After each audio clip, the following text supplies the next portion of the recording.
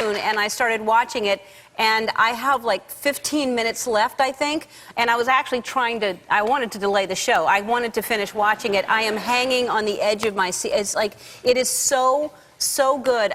Tell people what it's about. Well, it's made by the same guy that made Crash. And basically, it's a family in Pittsburgh, wife, husband, and a little baby boy. And one morning, there's a knock on the door, and the police come in and arrest the wife for murder. Now then, a 3-year process of appeals and stuff goes through, and circumstantially, the evidence says she did it. But as you can see in that clip, the husband is unshakable in his belief.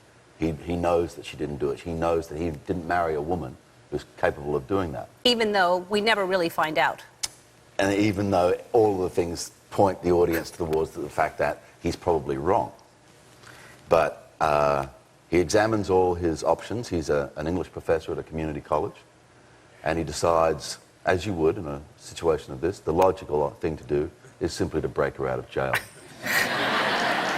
So that's what he attempts to do. And Ellen's in the process of finding out whether he gets that done or not. And it's just, I don't know how you get out of it, but like you study, you start learning how people break out of prison, you're like this normal guy, this college professor that just decides to be a guy that breaks his wife out of prison, and you get your butt kicked a few times trying to figure things out. All the reviews keep talking about it in terms of being a thriller and stuff. When I read it, I thought it was a love story.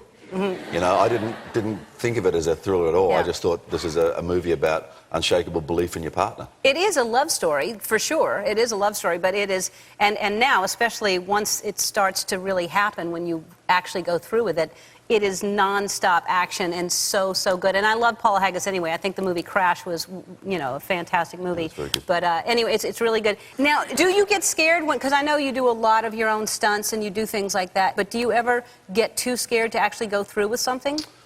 I think the thing about fear is getting over the top of it. Mm-hmm. You know what I mean? I mean, there's been lots of things I've done in movies, like jump off buildings, climb up masts on ships, you know, wrestle with a tiger, you know, and all of that sort of...